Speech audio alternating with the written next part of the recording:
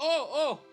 Bonjour mes amis, bonsoir! Bonsoir mes amis, parce qu'on est là, à la Louvre, dans la nuit, in the night, from France, le Perspective Academique. Let's welcome our shotcasters, Rafa et Joshi, and bring you guys in, because I heard we just had a game. Bonjour, bonsoir, parce que it is night time here in France.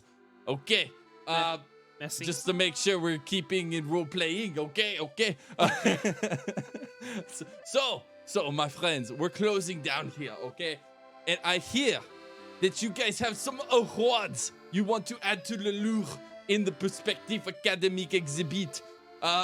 So we're going to let you present presentation here at the Louvre, and you guys are going to give some award, I think. Something along those lines, as you know, I have to keep adjusting. So, Joshi! All right. You are first, my here friend. We go. So, I'm told that we have to be making these as we do it. So I'm going to start off with a little bit of a blue. That's not blue. This is blue. And we got to start off, you know, every good award, every good ribbon needs a lot of blue to go up here. And I'll go ahead and fill this in for everybody so that everybody has a good idea on what we're starting with. But the other thing that ribbons have is, oh, that's really thin, is they have these tassel things, right? Okay. So you have a good idea. And it is beautiful. That's what I like. That's what I like to say. So we're gonna make sure we have a section here in the middle for. How did you know my favorite color was blue? Oh, sacré bleu. Sacré bleu. Oh la la. We killed them all. Oh, mais ça c'est un vrai award. At least once. Et c'était une participation? It's a participation award? It's not a participation award. They would have got a participation award even if they didn't get a single kill. You guys, this is what we got. And well, you know, as sarcastic as this sounds, I actually do want to say, as we said during the game, it's not just the fact that they were able to play it through. It's the fact that even when the game was still hopelessly lost, there was no real chance of them doing anything without Cloud9 making repeated blunders. They still had the trigger pull to go for something. They set themselves goals, they had opportunities to go for things, and they constantly moved forward in such a way that allowed them to punish some of the very few mistakes that Cloud9 actually made that game. And you know, while the award is basically a participation award, the fact that they did more than just show up to that game is really impressive to me, that they were going up against a titan of Academy and still willing to stand tall and give it their best. Your presentation, your wording, it was beautiful. I guess we have to let you into the Louvre. I don't know. I don't make the rules around here, but okay. So, well, thank you. There you go. We have our first award here at the Louvre. But Rafa, mon ami, come in strong. What is your award? Okay. It gets harder and harder for me to say award. Just as hard for you to keep up your mustache as well, mon ami. So it's okay. I don't know what you're talking about. It is natural. But before I start drawing, I want to... There's two small awards that I'm just going to give here. I won't draw them. I'll just note them. For Malice, I'm going to give him the Sigma Grind Set Award for committing to his win condition and it paying off dividends. And then for Darshan, I have another small award. It's called the Swag A Little Too Close to the Sun Award, where we saw him almost body spawn and then give him a little bit of a pass and then delayed it a little too long for Dignitas to come punish. But, you know, I like the flair. I like the swag, because Darshan still managed to dance in front of him on the Gragas. Now, our big award. Let me see if I can draw it out. First, let's get a base going. This is going to be How did you carry all these awards? He's got 3 hands. Oh! Yeah, don't worry about it. So first, we have to make our base here, because this is going to be a big award. Okay, Oh, no! okay. Oh, it's big, you say. Oh! Whoa! Hang on. I didn't close the... It is big. I haven't used pain in forever. Don't judge me. Okay. All right, we're back. Okay, hang on. We're back. Now, does it stand for something, or is it just big? Yeah, it stands for something. Don't worry about it. So I just have to make the thing here. So we have our pedestal and we have our cup, and then of course we can get to the actual drawing of the figures on top. And so, as you'll are drawing figures. Yes, on the award. Hopefully this makes sense. It's beautiful, my friend. I don't know what it is, Don't but worry. it is beautiful. Abstract.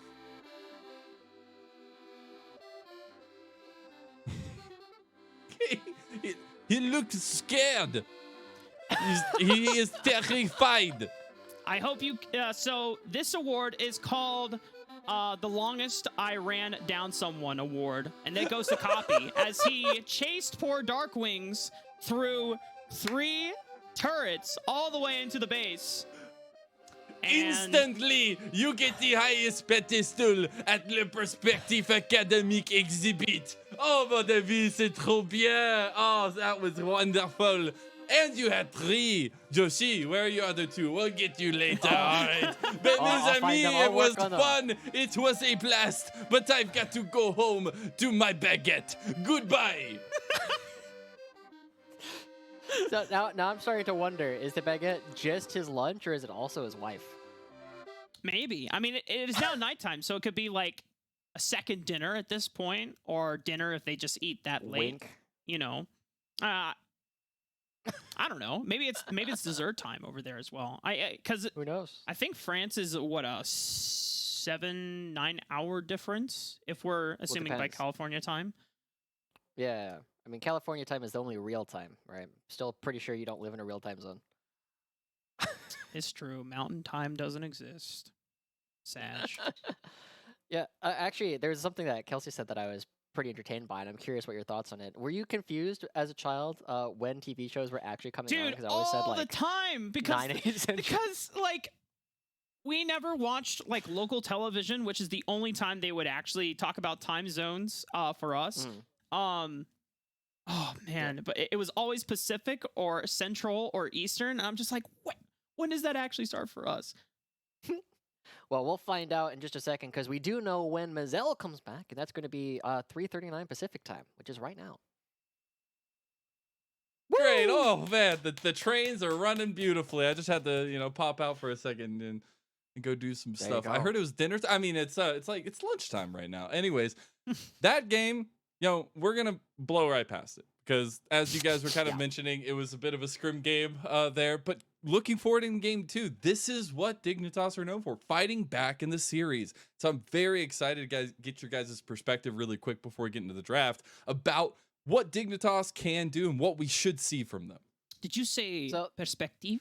Perspective. I don't know. What is that? I don't speak any French. What is So there are 2 ways that you can try and fight Cloud9's composition. One, you can commit to running them over at the very beginning of the game, right? And that is what Dignitas tried to do in the first one. Unfortunately, they kind of bit themselves in the butt by drafting a couple lanes that don't do anything before level 6, right? Akali and Corki do not run people over fast enough. You need to do it a whole lot earlier than that. But the other way that you can beat Cloud9's composition is you can be even greedier than them, right? You can go with the enchanters that we've been seeing a lot of other teams play, and you don't need to beat them immediately. You can then put them on the beatdown. You force them to play more aggressively, and you just sit back and scale. This is where you start bringing out the things like the Kale, the Karthus, the Kassadin, in order to make sure that you have tools to play with later on in the game. And I don't think that's what Dignitas is likely to do, but I do think that we do have some teams who would be actually willing to go for it. Instead, I want to see Dignitas commit to the bit and just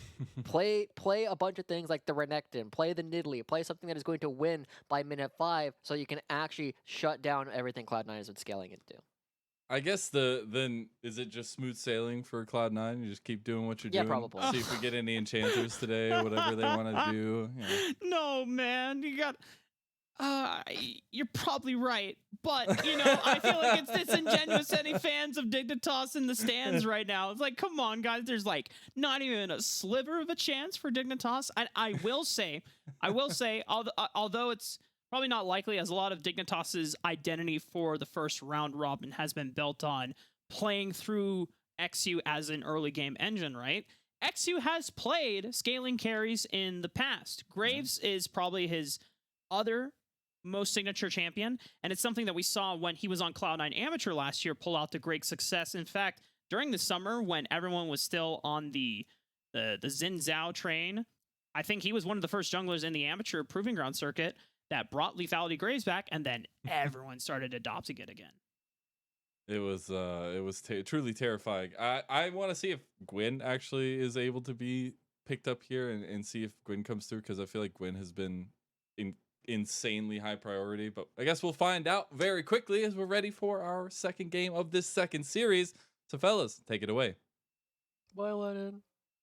So I will say, Mark, that Lethality Graves might be able to run over the game fast enough, but I also really worry that it's really difficult because Graves doesn't necessarily have that much agency all on his own early on in the game, right? He's mostly just a tool to let other members of the team be there to get the lockdown, and then he can blow them up. And that's not something that Dignitas has always done super effectively. And now that they're on the blue side, it's not necessarily the easiest thing in the world for them to always be going for a lot of these early plays. I think that instead we're going to have to put a bit more pressure on players like Darkwings to roam with XU, and that means he can't be playing things like the core cane. In fact, a lot of mages don't really work particularly well with this kind of style. They need to play something a bit more fighty, so I wouldn't be surprised if we saw something entirely new coming out from Dignitas. The other thing that's super nice for them going into this draft versus last time is since they're on blue side, Cloud9 are forced to ban both the Zeri and the Caitlyn. So now multiple options open up as a third ban for Dignitas, as last time they had to ban the Zeri, and they're going to take the Karma in response. Okay. So, all right, Mark. A thought just occurred to me that you're probably going to hate, but I'm going to love. Darkwings could play Seraphine. I don't hate that. Now, why would you say I hate that? I don't know. Most people do. I played with you on a team where we picked Seraphine mid and Soraka support.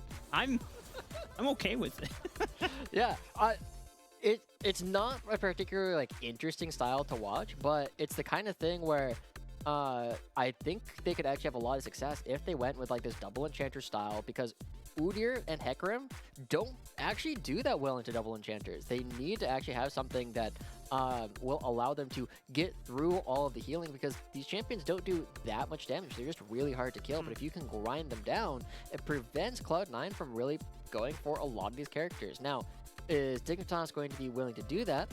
I'm not sure. Are they going to be willing to go for the Iron like we saw up against CLG, which didn't have a great result? I think it actually makes a little bit more sense and is a little bit more consistent with the way that Dignitas has been playing thus far. Do we see the Thresh insta lock-in for Isles guarantee that Bam! Dignitas don't get a chance to snag that away? No, they prioritize the Udyr. The fact that they do that says either one of two things. One, they don't care that JJ will get Thresh and they have an answer into it, or they actually respect that XU could have swiped the Udyr for himself. Maybe. I would not be surprised if almost every team started picking up Udyr in the near future, just because you need to be able to pick it away as a fourth ban up against Cloud9. And okay. All right, Mark.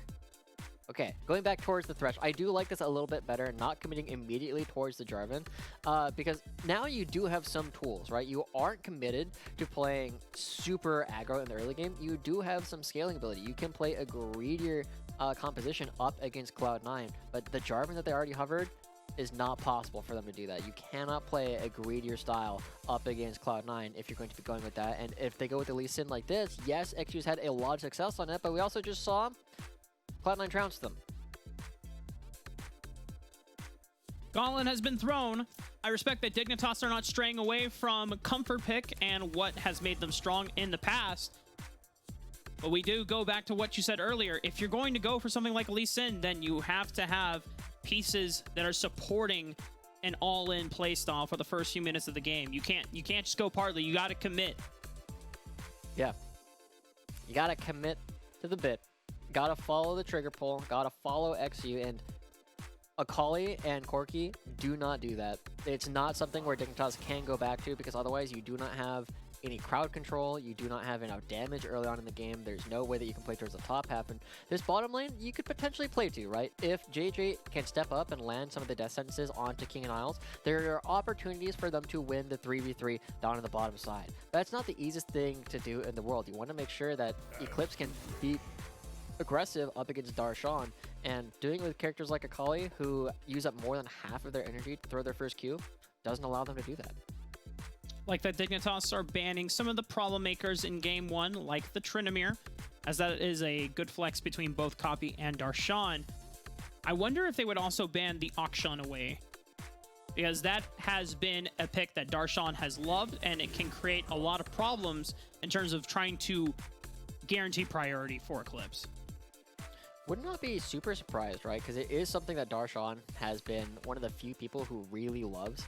He's kind of, in some ways, he's kind of like taken over the mantle of Viper, who's playing a lot of marksman top, and now it's Darshan with the Akshan and the Zeri has been willing to do all these kind of aggressive plays, but the Jace ban coming through as well. Sense. That was one of the things that I was kind of hoping that Dignitas would be willing to play, but I don't believe I've seen Darkwings play it in the past, and it's not something that Eclipse would always be comfortable blinding into Darshan. So they're really in a tough spot, and that's one of the things that we were talking about previously, is that Cloud9, just like individually, are one of the best teams in the league, right? Every single person on this team has had a couple of years to play at the highest level, and Copy, the newest member of their team, who that is not true for, has been on this team long enough to have played with all these veterans and has absorbed a lot of the things that the team has already been trying to do.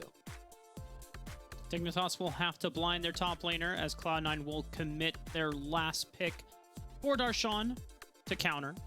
Silas, if this is locked in. Okay, so this, more than likely for Darkwings, is now Eclipse. Okay. Wait. Oh, okay. We're getting debated. Okay, there it is. So, I like this coming through. Now, Cloud9 fans are going to be like, oh my god, they're blind picking Renekton, which, you know, he's got some merit to it. There are some good counter picks, and the Gnar in particular comes to mind as something that Darshan loves playing and has beaten before. And Gragas, another one that he just played, also very good. Fiora, oh my god, the options are just raining down right now from Cloud9. The problem here is that Dignitas are really focused on trying to win this early game, but their level 3 wake up is absolutely crazy as the Akshan comes through. I see that. Rolling up the sleeves, I was like, yeah, I just did that. I predicted it. Well, it was either the Jace or the Akshan at that point. Dignitas said that they didn't want to deal with long-range poke, so they will have to gamble with potential tempo gaming in terms of revives coming up if Darshan is able to find any scoundrels in the aftermath of a skirmish or a team fight. Dignitas, once again, on the clock against Cloud9's composition, but this time they have pieces that have strong single-target crowd control to further play up on XU's Lee Sin and to help accelerate this game style for them. Yeah, so let's look at it real quick and just identify the fact that Cloud9's level 3 through 5 in the top half of the map are ridiculously strong, right? Before the ultimates start coming through, the fact that they are just going to have a lot of crowd control, a lot of single target damage, and importantly, the ability to put it onto a single target means that they should be winning any 3v3 they go for. But that also means that Cloud9, they're not going to give them the 3v3s, right? They're going to be clearing towards the bottom side of the map. They're going to be playing towards where they expect XU to not be, where Nautilus Aphelios should be able to play toe-to-toe up against the Jigs and the Thresh. Right. So Cloud9, very adaptable in their play style, whereas Dignitas are fairly rigid. They have to play a very aggressive style. They have to find these early game leads because tick-tock, tick-tock, the clock is still going, this time slightly differently. The other thing that XU has to watch out for, you know, we didn't really touch up on it in game 1, at least extensively, but briefly, Lee Sin has strong early game damage and can fight a lot of champions in the early game. Udyr, unironically, is not one of them because, especially when he's rocking lethal tempo, he can out damage you thanks to Tiger Stance and Phoenix Stance. And because Udyr will be clearing these camps at a faster pace than Lee Sin, then XU, your only chance is either to invade with your teammates. You can't do solo bolo invades unless you can guarantee that Malice is going to be super shredded as a Lee Sin. Yeah, something that we didn't really need to talk about because there was never a spot where they were otherwise even. So Malice, again, I said I expected them to be clearing top to bottom. Apparently chilling on the top side of the map, but hasn't yet gone for a recall. And actually just started with a red trinket, straight up. Not going to be throwing down any wards. So Dignitas, I wonder if they commit to some kind of late invade just because they do have some great tools to be aggressive, but instead going to be backing away. Don't want to go for anything super early. And Malice going to, oh no. They give the experience over to Copy. Damn. Yeah.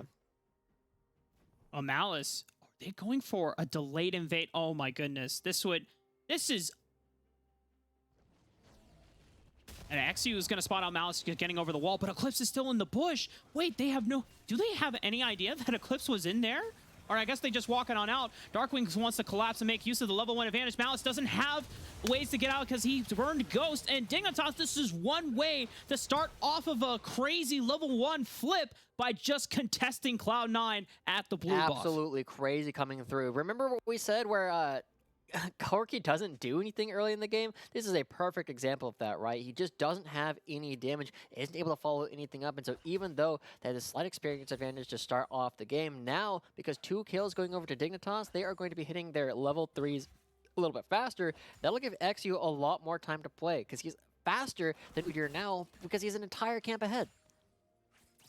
He also has one extra ability as well, whereas Malice had to use the smite to try and stay alive, but couldn't guarantee the blue buff for himself, so he doesn't get level 2.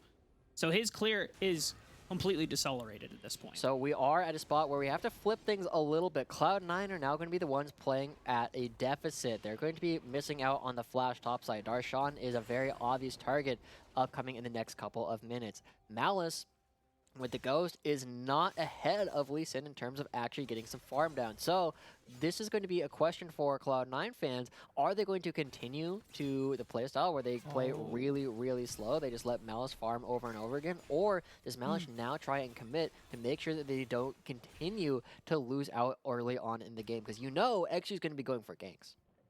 Yeah, and he's booking it towards topside. He cleared out the 3 important camps for himself, both blue buff and red buff. And now he's like, I don't care about the bottom side camps. I don't care about invading and trying to contest Malice. Malice will get the top crab, but XU, knowing that River would probably be warded, is going through the laning. Darshan, no flash, no ignite. Eclipse just has to land it. XU will flash in range, and they secure the kill. Great play coming through from XU, and we already see it, right? XU going directly towards the top lane, punishing the lack of flash, and Eclipse still has his available, so there's still about 3 minutes left where XU can try and make a repeat play, so do not be surprised if XU just goes for this Gromp, then looks to start to come top lane, but the freeze is already on for Eclipse. He's making sure that Darshan is going to be coming back uncomfortable wave state, and XU likely going to continue trying to play to that advantage, but he needs to make sure he doesn't step on a ward because there is a ward just waiting here in the brush. Another lane gank. You know what's, just go. If it worked out the first time, you know that Eclipse will have flash to be able to lock him down. However, XU has to play around the fog of war, curving around these minions. It's going to be a little difficult here.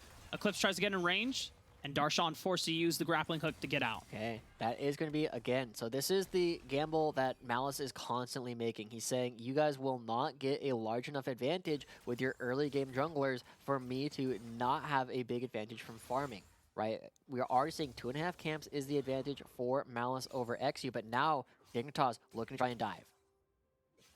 Eclipse doesn't go for the stun quite yet. Needs to wait for it. Double dash. Copy is trying to answer with a teleport back. XU has enough damage, but Copy should be able to answer now that he's taken 2 turret shots, and the trade goes over to Cloud9. Okay, it's a 1-for-1, but that is definitely going to be in favor of Cloud9. Look at the fact that Malice is now eating the entirety of XU's jungle. This is the clock we're talking about. Every time he farms a camp, he's denying you so much money. And Cloud9 going to be very happy with the fact that that was a 1-for-1. Copy gets a kill, and he's going to be another bit of late game insurance for the members of Cloud9. But still, we have opportunities. Dignitas are not out of the game yet. Oh, nice sidestep from Spawn. Dodges out on the dredge line for Miles. Malice cheats his way over through mid lane after eating some chicken nuggets from XU's jungle. And now we'll clear towards the top side of the map. We'll already see that the farm advantage on Malice's side, and because the shutdown... Pick the minion. Whoa. Isles, gotta be careful. Doesn't need to burn the flash. Will be able to stay alive thanks to the last-minute shield coming up from Time. JJ did have to burn the ignite for that as they were looking for the all-in. Okay. Darshan also mid lane. Darkwings jumps on him. XU's here. Safeguard in just a Sonic Wave just to force Darshan back, as Dark Wings needs a little bit of help in pushing out this last minion wave, but it's a lot of damage coming out from Copy. Yeah, Copy, with those 2 kills, a little bit more accelerated, right? It's, again, another clock that they have to play up against an XU. Following Darshan, he might be caught. Does he have a ward? Okay. Okay. But this is a very similar CS differential that we were looking at before, Mark. It's currently 20 CS in favor of Malice, and Malice now going towards the bottom side of the map, because XU still up here towards the top side. There's no flash on Darshan for about 20 more seconds, but Copy is going to be the one who's going to be responding, and he does have an escape. Darshan has been put out of the game for quite some time in all of this. Yeah. However, the trade that Cloud9 are getting, which Malice being accelerated, Copy being accelerated, them getting the first dragon of the game, seems like Cloud9 are going to be at least okay with it for now. Dignitas, I mean, the amount of time that XU is spending up here, absolute hardest camp of the top lane we've seen, I think, ever in Academy. There's a number of times he has come top, and the fact that he is not even going to go clear out his Gromp or blue buff consistently, he's putting all eggs in the Eclipse basket, suddenly means that Cloud9, you know, they are still doing okay, but the problem is their bottom lane is not winning, right? Spawn and JJ are currently ahead as the Jinx Thresh because there hasn't been a lot of pressure put down on the bottom side of the map, and Spawn and JJ won the 1-2-2 that they were going for, and as they start to get towards level 6, now, XU's starting to pivot towards the bottom side as well. Could potentially come for a gank, but instead wants to make sure that Copy doesn't pick up anything. Copy getting some information, but realizes there is a control ward placed outside of red buff, just in case that Cloud9's Malice comes back again, sniffing for any jungle camps that he can steal away. There's red buff being picked up, and XU pivoting towards his Raptor camp. Imagine they're looking for a Rift Herald play, as it is just spawned, and it will allow him to still continue playing through Eclipse on the top side of the map.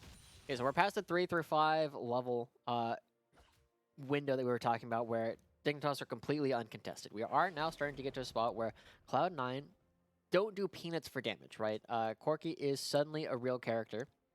He's actually going to be auto-attacking, and his rockets are there, so you can play from an incredibly long range. But the fact that Dignitas still have a ton of target selection, they are very able to jump on one individual member with all the dashes between them, suddenly means that these fights could potentially go their way as Eclipse goes forward.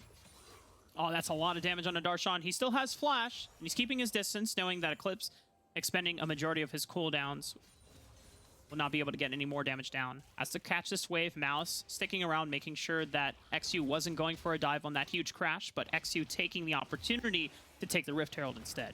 That is going to be an objective going over to Dignitas. And I think this is where you just go towards top lane, right? You just go and make sure that the center champion is so strong that it doesn't matter if Cloud9 coaches don't think it's particularly good and super punishable. So Dignitas are in a spot where they can continue to run things over. The clock has not come to midnight. Dignitas instead going to be very happy as XE going to be spending more time towards the top side. And it's interesting to me that we're not seeing... Did he just... Mark, I'm pretty sure he pressed Q, hit the B button, and then pressed Q on the blue buff again while nobody was watching. Does that sound like XE to you? That sounds like XE to me. We'll have to get a rain check on that. We'll have to double check the replay, because that sounds like the kind of thing that only Dignitas would ever do, right? The kind of thing where they're just like, yeah, you know, we're having fun. We're just playing we're playing a video game professionally. We're getting paid to do this. Let's make sure we're enjoying it at the same time, because I think that's what XU is doing, right? He's the kind of guy who I don't think I've ever seen him tilted, personally. You know, frustrated for sure, but never in a spot where he's like no longer having fun with the game. I mean, you definitely have to make sure you're in a cheerful mindset after what was a blowout of a game in the first part of the series. And if you're able to keep this mindset and at least open up with the way Dignitas did in this second game, it hasn't been strong enough of an opener that it is guaranteed Dignitas the second win so far, as there's still plenty of the game to play out, especially on Cloud9's side, but it's a great way to respond. But now Dignitas have to be the ones to execute on this window that, while it hasn't closed out, it is starting to slowly wind down. Now, I think there's an important distinction that we should be making as to which team is winning versus which team is stronger, right? Because Dignitas are currently stronger, right? I think it would be hard to contest that. They are faster to a lot of their items. Their champions are generally spiking right now, whereas Cloud9 are going to be spiking a little bit later. But I don't think that that means that Dignitas is currently winning, right? And we will see in about 50 seconds how Dignitas want to abuse the fact that they are stronger. Are they going to be coming down for this dragon? Do they think that they want to take a full-on team fight? Or do they just want to run over the top side? Do they want to enable Eclipse to be so strong that you can just dive into the backline, run into the 3 marksmen that Cloud9 have drafted for themselves, and just run over them by himself? Because if they can successfully do either of those things, if they can get Eclipse or Darkwings or XU to be strong enough to find the first burst in order to enable spawn, then we could comfortably say Dignitas is winning. But for now, they're just stronger. Right now, Malice preparing for that inevitability, being here before the dragon spawns. XU also on this side of the map. Malice is going to bide his time and wait for XU to show himself so that he can be stronger on the counter gank end. Is going to be quite the stare down. The first bullet has been drawn. It's a dredge line and all in onto JJ. XU comes in. Dragon's Rage onto Malice. Tries to dissuade the fight from playing out further, but it's not enough damage on the response to Malice. Meanwhile, Eclipse gets the solo kill on a Darshan, so at least a lot of the investment towards the top side does pay out for Dignitas, but Cloud9 with copy on the package will guarantee the dragon. Yeah, no rocket coming out from spawn means that Malice ends up walking out of that, and the dragon should be going over. Dignitas, I mean, if anybody's going to win these flips, it's going to be XU, but he has no way out, so he's going to think better of it. Instead, going to be running towards the mid lane with the extra speed and dropping this Rift Herald here, grabbing more plates for himself and Darkwings. But I think that's going to be about it. Darkwings just peppers him back with a couple more rockets, but we are seeing there's a lot of strength suddenly going into the members of Dignitas. They just need to be able to apply it. And look at this, Eclipse not hurriedly taking down the turret, trying to extend as much as the lead as he can. As we take a look at replay of the solo kill on the top side. Yeah, I mean, it is just a matter of Eclipse understanding his damage, getting in both the Q and the item activation at the same time, but oh no. Wait. Oh, he stayed a little too long, waiting for Darshan to face check, but what? I don't think he's going to get enough kills. Whoa! Darshan playing with fire, but he's throwing up the emotes. He knows that he had the 1v1 in his control, and suddenly that small hope we had for the top side of the map having a huge advantage has been washed away. Well, it's not quite washed away yet, right? There is still a lot of strength coming out from Eclipse, but it definitely feels like both top laners trying to find another Icarus award like you were giving out earlier, Mark, flying a little bit too close to the sun, because Darshan almost went down there by walking into the brush, where if he had just played a little bit more safely, absolutely 0% chance he loses that. So Eclipse now has to prove that he still has an advantage, right? He's got the completed Gore Drinker. In fact, there's another one on XU as well. They're going to be looking for opportunities to be really aggressive in the rest of the map. And I actually wonder, there's an interesting discussion to be had here, Mark, because Eclipse is the closest thing to true frontline that this team actually has. And he's going up against triple marksman, right? Do you go for like a Randuin's this game? I mean, I feel like if you dip into a frontline as Eclipse, I mean, it would be good in the side lane. I'm not sure. I'm not the person to ask this question. Because I usually see Renekton to be super successful when they're ones on the flank and completely taking out a marksman from the game. But the fact that there's 3 marksmen makes Renekton's job a little bit more difficult. Yeah, I mean, they're all very kitey as well. And I think the thing is that Death's Dance, you know, is good against 2 of the marksmen specifically because it's also an armor item, but also just allows you to stay alive as Isles. Another hook onto a minion, but I think Cloud9 is also going to be happy to trade this on the map. 40 CS lead is the advantage for Malice over XU, and now Eclipse has no flash, can get dove. Pops the Dominus. Can he survive as long as he can? Has the steel-plated caps. XU with the Dragon's Rage, but doesn't find it through multiple people. Malice taking another turret shot, looking for the Sonic Wave into the Resonating Strike. Not enough damage, but Dark Wings, can he find the Corky Rockets? But here comes Copy with the real Corky Rockets. Isles almost goes down, and he finds the big one on Isles. Gets a return kill for Dignitas. And meanwhile, while all this is happening, Spawn and JJ were pushing down turrets on the top side of the map.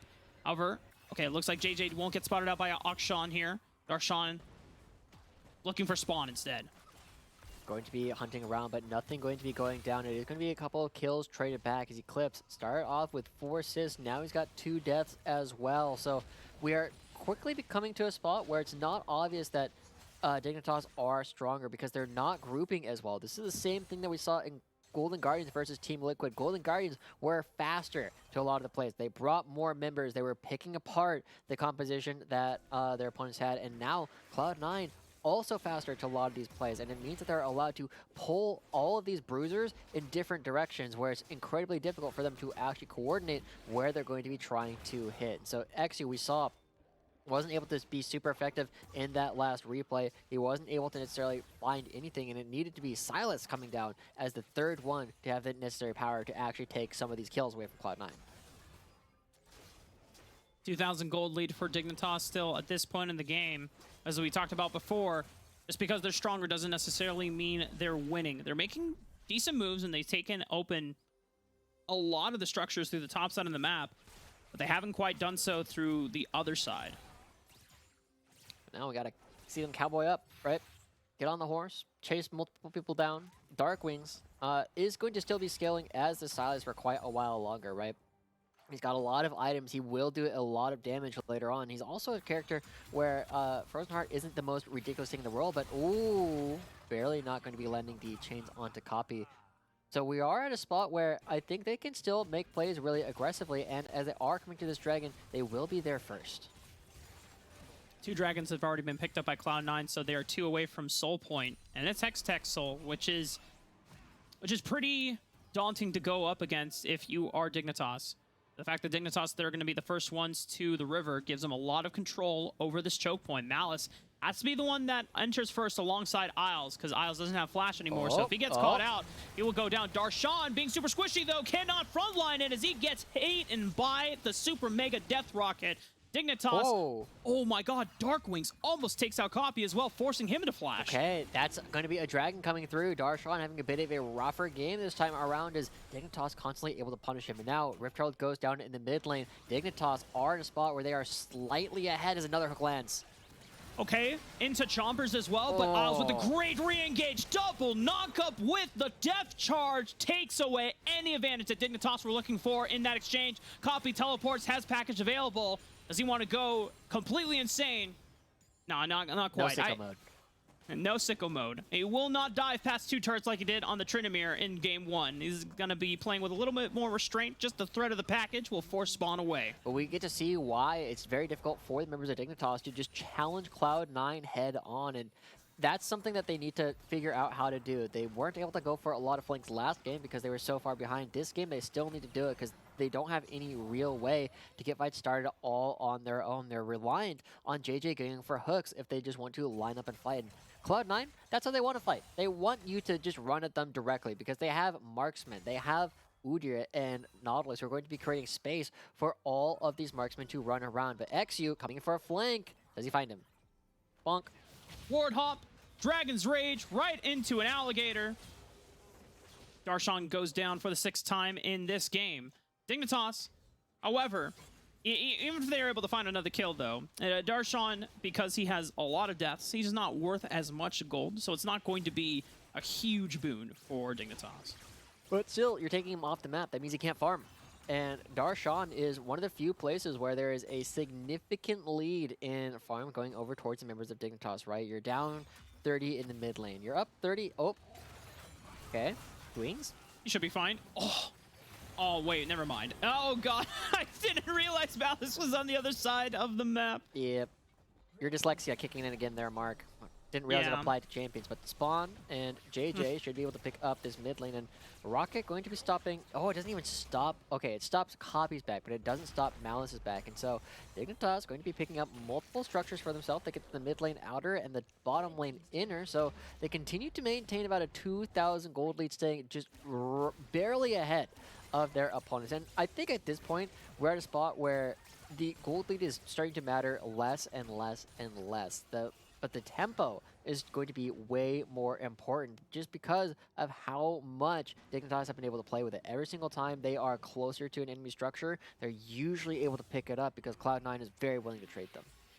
The other big thing for Dignitas that they've managed this game is they've demolished so many structures, is that if there is a fight that occurs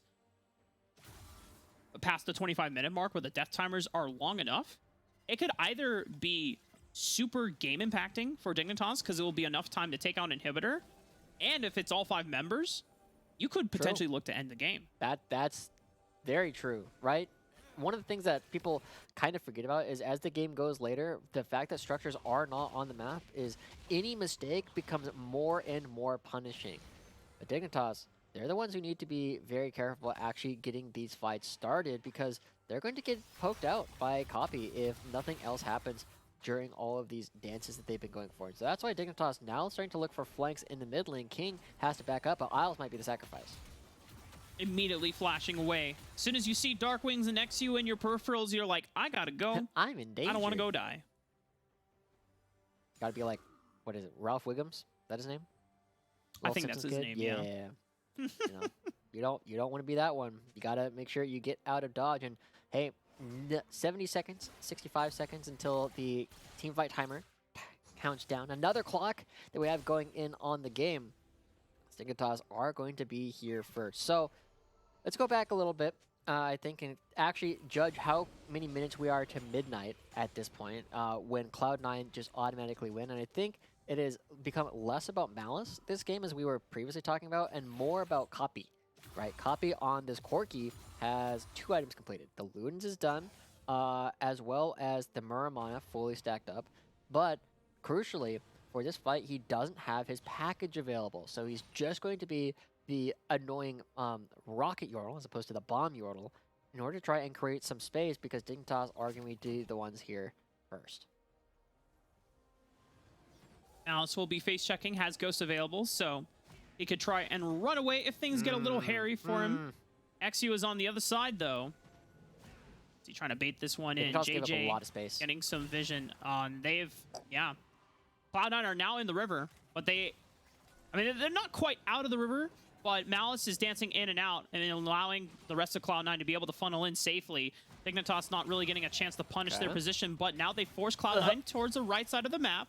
It's a lot of damage, though, from Copy, forcing XU out. He has some durability, but not any magic resistance, so the poke hurts a lot, and XU snaking around. He has Dragon's Rage and Flash available. He would have to make the long one, looking for the Dragon's Rage, but Copy reacts instantaneously, gets out, takes out XU, but Eclipse trying to follow through onto the backline, but cannot lock down Cloud9. And now the rest of Dignitas, they have to depend on Spawn and Darkwings to put out the damage. Super Mega Death Rocket, it's a field goal, goes wide. A flash distance from Dennis. JJ can Spawn close the distance. He finds King, but you gotta deal with the tempo revives of Darshan. He brings King back just again, and now Darkwings has to be on the run, and this dragon will go to Cloud9. Oh man, great punish coming out from Cloud9, abusing the fact that XU was not close enough. Teleport comes through from Copy. If he doesn't have his package with him, he's definitely going to be here anyway, super quickly.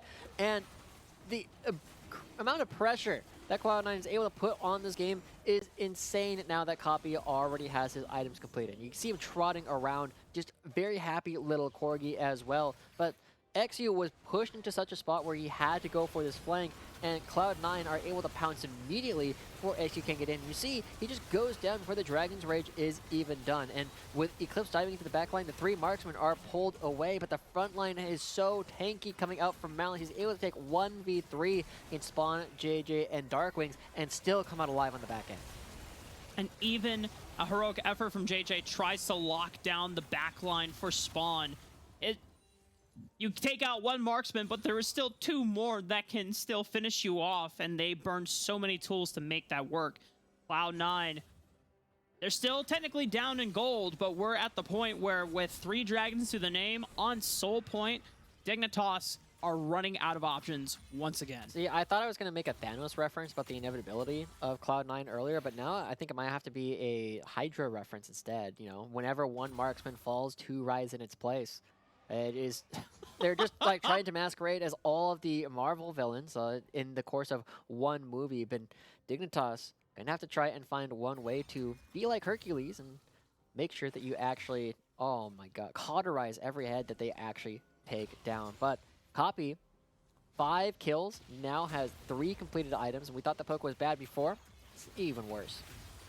No package available for Copy. And Dignitas are going to try to flip for this Baron. They're burning it down as fast as they can. 2,000 HP. Okay. Mouse gets stopped and bodyguarded. Okay, Dignitas take the Baron. Can they get out safely without suffering as many casualties? And look at that. Everyone gets out scot-free. The trigger pull from Dignitas is insane. I don't know who's making the call, but the fact that they're just like, yeah, just do it right now. We see Darshan on the far side of the map. Rewards them with a Baron. So they technically still have a gold lead, but the task is still Herculean. They still need to try and take down this Hydra that Cloud9 have built for themselves. And Copy, if he's anywhere close to that Baron when they actually start doing it, there's no way that they don't get poked off. The amount of pressure that Corki will put on this game is crazy. And Copy has been very vocal about it. He thinks that Copy might be a better mid laner than Fudge for Cloud9 LCS. And this is a spot where he needs to be able to prove it. He's got 5 kills. He's got about half this team's gold, and he needs to prove that he is deserving of a higher level spot. 5-0 on this Corki. He has by far the most gold other than any team member from Cloud9. And in a spot where we were very, very confident that Cloud9 had pretty much just one more nail to put in the coffin for Dignitas. Dignitas pull a fast one, take this Baron, and for the next 2 minutes, they will have a little bit of ways to be able to get themselves back in this game. They have now eliminated every single tier 1 and tier turret off the map. It's just only inhibitor structures that stand in the way of Dignitas and the base of Cloud9. And it becomes super dangerous, right? If Cloud9 make a mistake at this point, it could potentially be game losing. Copy in particular needs to make sure he doesn't go down because he is most of the team's wave clear, especially up against this Baron buff. But the Baron buff, got about 2-3-ish waves left of actual usage coming out for the members of Dignitas. They're going to try and push in, and somebody that I want to kind of see step up at this point in the game is we've looked at him a couple of times. Dark Wings, I feel like we've mostly seen him when he's getting dove on one of the sides. But now he needs to be in a position where he can start to threaten the backline as well. He's got the 2 items, he's got the Cosmic Drive completed, and if he can start also helping Eclipse with some of these dives, there's a possibility that Dignitas could just look to go aggressive as soon as they impact the turret. Dark Wings went from being a backliner on game 1 in the Corki to being someone that can threaten the backline in his very own right. He should be able to have access to the dredge line, but goes for the poke instead as the timer from Isle still not quite up yet. Trying to threaten the members of Cloud9 off of defending this tower. Box comes out trying to lock down Malice into the chompers, but doesn't find the mark yet. Half of the turret already gone in terms of HP. One more wave, and Dignitas could look to break open the base of Cloud9.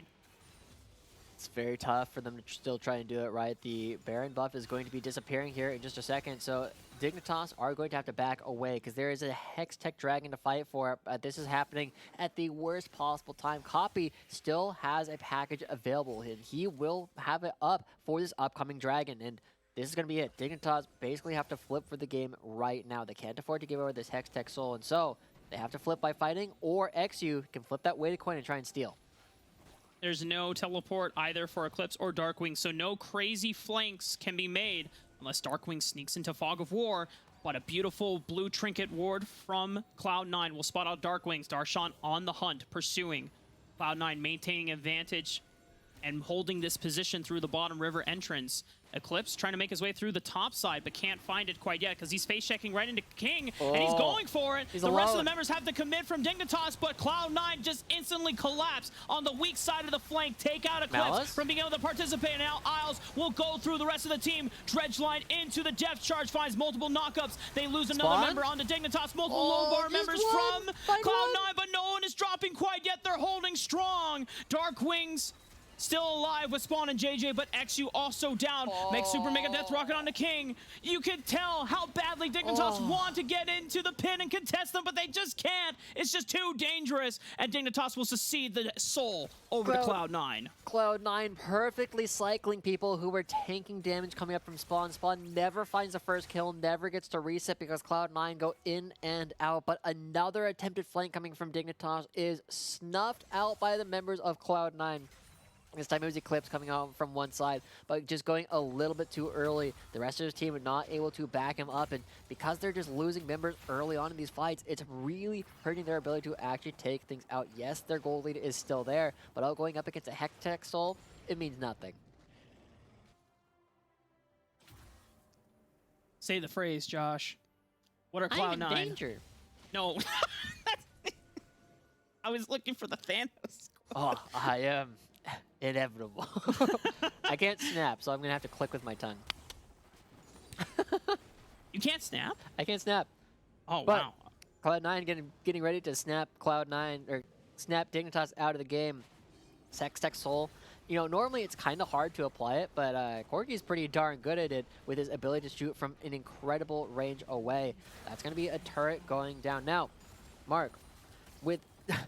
wow, the damage coming out from King, very, very crazy at this point. But the fact that they still need to go for things... Whoa. Oh, King... Okay, Gale Force from King. Saves him from getting eaten up by a giant crocodile. Still had Flash, actually, so he wasn't necessarily in danger. He just was potentially at threat of having to burn his Flash and maybe heal. But Eclipse, not having Flash, makes that play slightly difficult, as Dignitas now gearing up for potentially the very last Hail Mary they can pull off this next Baron. Yeah, I mean, they got to try something, right? Remember, if Dignitas actually went in one of these fights, and let's be real, during that fight, even down Eclipse, they were close to doing it. If Spawn had ever found a single reset, they could have reset and actually won that fight. If they win a fight, and if they win it decisively, the game is over, right? With the only inhibitor turrets left, there is not a lot between Dignitas and taking the enemy Nexus, but that is true in both directions, and it's really important at this point in the game that you have minions on your opponent's side of the map, because if they are on your side, it might take too long to actually go to where your minions are. Your minions might not get to the turrets in time. So Dignitas need to make sure they always get these waves pushing at least a little bit towards Cloud9 side of the map. Cloud9 constantly in a battle to do the exact same thing, but the thing that is in Dignitas' favor, in order to do this, they have two teleports. They're both up. Both Dark Wings and Eclipse can just chill on the far side of the map, and that's why Cloud9 have to force the issue. Now, Dignitas, this is a one fight that they could potentially win because there flip. is no package available from Copy. However, Cloud9 burned the Baron so fast that even with the teleport from Eclipse, no one from Dignitas can get in position to cut off their retreat. Great trigger pull coming out from Cloud9. We were praising Dignitas for it earlier, but Cloud9, not to be outdone, gets a completely uncontested Baron for themselves as well. Both teams did them super, super quickly, right? The fact that you have 3 marksmen makes it trivial to try and take this down. But with that up, the only objective left on the map for Dignitas to try and force Cloud9 to come to them, Elder Dragon, 2.5 minutes. But otherwise, Cloud9 can split push them to death.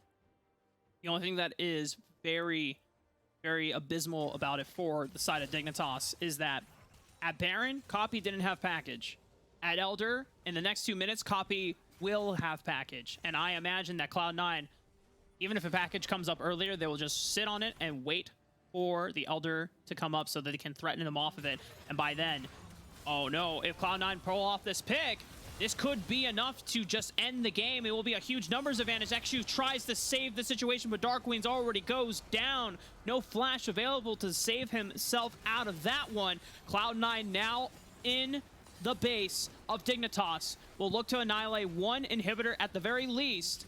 They don't have a minion wave to play off for the next few seconds, but they're going to stay here and threaten to end. This is it. The Marvel villain arc is starting to come through as Cloud9 ready to show that there is no hope anyway.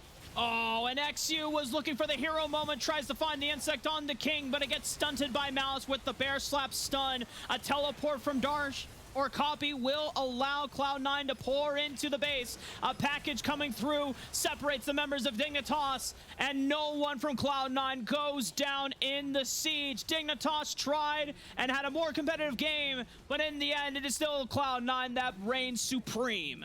I feel like Gandalf and Pippin at this point, right? Or maybe it's Merry, you know? Was there never any hope? Well, only a fool's hope, and this time it is Cloud9 winning as Mortar as they take down the Nexus. Not a lot left for Dignitas to do, but this game was a showcase of how you can actually play against this kind of style by trying to run them over early on. Dignitas were very close to being able to do that. There were 2 spots where they tried to go for a flank and just weren't able to pull off those team fights. But one misstep that Cloud9 would have made would definitely have been a Dignitas victory in this second game. But Cloud9 continuing their unopposed reign of terror, now having won 9 of their last 10 games. These guys are on a tear through Academy. With all the villain memes aside, Cloud9 have been absolutely dominating, and they are putting on a great performance as a squad that has proven to come together now that their actual starting rosters members have been able to come in after the first couple of weeks playing with subs. This playstyle from Cloud9 has proven not only consistent and replicable, but also very, very strong. And it's a playstyle that the rest of the squad has easily adopted. And so even with huge deficiencies in the early game, like Dignitas focusing on Darshan and trying to put him out of the game, they're still able to play around it. They play through the disadvantage, and they still make it work. And I think that's one of the things I really like about this squad overall is that the members don't lose. They don't get disheartened. Even Darshan, who is probably down like what 6-7 deaths by that point in the game, he is still playing to win, and he's still playing to his advantage and understand like, hey, I'm not really the person that is carrying this game, but my sacrifice has been rewarded because the rest of my team is getting a huge advantage, mainly in copies Corki this game. Yeah, that's the resiliency that we have to see from teams like Cloud9 that are playing these longer styles of game. And if they can do that, they're going to continue winning, right? There's not a lot of teams that can stand up to their individual prowess and such a cohesive strategy. Well, again, congratulations to Cloud9 on a very successful on 2-0. We're going to be heading to a short break. When we come back, we'll be getting an interview with Mazel and Cloud9.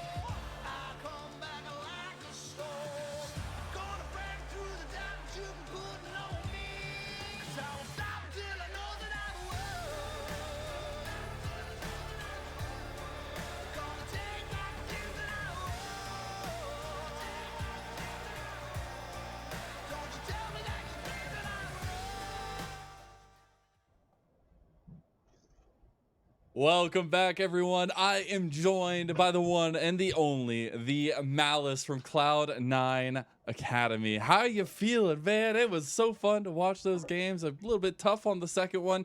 I gotta ask, a little bit of craziness to start off that second game. How did you guys reel it back in? Our team comes just way better and way easier to pull off. It's like Udyr can just front to back versus 4 melees. Corki can just poke, and if they ever commit, Aphelios just blows them up. It's an extremely easy team comp to pull off versus theirs, and yeah, I don't think it was particularly difficult. As soon as they gave us first dragon, we can just package the dragons, and it's a really easy way out. And level Easy one, peasy. we kind of just, I don't know, decided to have a little bit of fun with it, which might have been a bit overkill. So it was your guys' decision. It wasn't theirs. That's what it was. I love it. I love it. So I guess the biggest question for me, kind of elephant in the room, moving into Cloud9, how has it been for you personally and as a player? I already knew a few players like Max and Fudge. I've always been a bit close with, and I just really liked the environment. And I had an idea that it would be really good before I even came, and yeah, I feel really good here. I love the environment. I really like the players, and we're just chilling, and we're just getting better and better. It shows, man. It really shows that cohesion's coming along nicely. Have you found any comforts here in America since you've moved? I know you guys have been playing a lot, but have you found anything that, maybe reminds you of home or brings you any kind of personal comfort as a whole? I don't really care much where I live. Like, I moved to Korea alone when I was Yeah. 18. Then I moved to Turkey, and I've been living a bit all over. So, like, I've never had sort of a home feeling, but it's really comfortable here, and I really enjoy my stay here. Nice. Is there anything that you're loving from being in America now? Is there anything that maybe you were missing out on before? Not really. Like, wherever you live, if you have a PC and you have internet, everything's That's good. all you need, baby. Yeah, I did like the high ping at first, but with Champions Queue, I always play a 9 ping, and everything's good here. Yeah, how has Champions Queue been for you? Coming in new to the space a little bit, but especially this whole new system being dropped right when you come in. How has that been adapting to it? I think some systems with Champions Queue is a bit odd that I'm not the biggest fan of, but generally I really like it, and I really prefer to solo queue, even like Korean solo queue, because you always have 10 people that is generally trying to win. There's no one that will be on like a losing streak that will tilt or pick like Nuno with Ghost Cleanse or this stuff. So people care too much about their image. So at least you have a game where all people are trying to win, which is really enjoyable. It's got to be kind of funny, like getting to interact with all these players randomly. I think that's the funnest part for me, is like getting to see all the mashups and everything that with all the players playing together. What has been the hardest part, I guess, for you adapting to this and adapting the move, adapting to the system? Has there been a hard part for you? No, I wouldn't say so. I think the only rough part was jet lag. That the first week I was here, I couldn't sleep more than 2 hours a night. So apart from that, stuff's been really good. Okay. Well then, and the jet lag's going away now, so. Hey, at least that's going under wraps. I guess an overarching question then, what are your goals here? What are your goals with C9? What do you want to accomplish in America? So my main, so the academy thing is sort of like an extra job for me. Like, the main thing here is that we scrim the main team and get the main team as good as possible. So all I want is, like, my goal is Blabber to be better than he ever thought he could be. And that's my main goal. I love it, man. Oh, you're getting me chills over here just thinking about it, because we see that progress already in the academy system just after a couple weeks. It's actually been incredible. Have you, any thoughts on your academy competition? I know you said you're focused on getting the LCS team better, but do you have any thoughts on anybody or anybody that stands out to you in the academy scene in jungle? No, I don't know any of these players. Like, okay. I might have heard of some of them before, but not really, and I don't know who they are. I don't really know how they play, so I just do my own thing, and it tends to work. Hey, I like it. And then my last serious question, at least, how has the communication adapted over time for you guys? How has that kind of hierarchy worked out in the games? At first it was a bit rough since we didn't really scrim with our AD. I mean, we haven't scrimmed with our AD a lot, but it's getting better and better by quite a lot. And I think you can tell from that how we play compared to the start. I just think it's getting better and better. So we just need a little bit more time, and then everything should be aces. I love it, man. Now, I don't know if you saw it, but I'm doing a tier list of animals. What's your favorite animal, man? What you got? Are I you gonna did be see, high on my tier list? I'm kind of a cat person. I really like Another tigers. cat.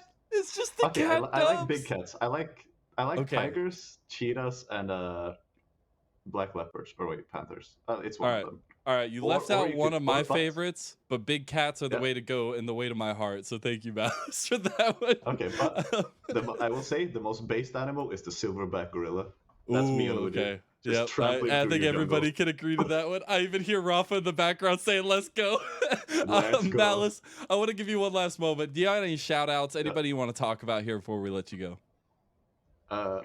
Shout out to my boys at home, Cruzel and Aribo, doing it up. I'm good. All right, man. It was an absolute. Also, shout out to my wife, Hayes. I love her There very we much. go. You gotta get the love.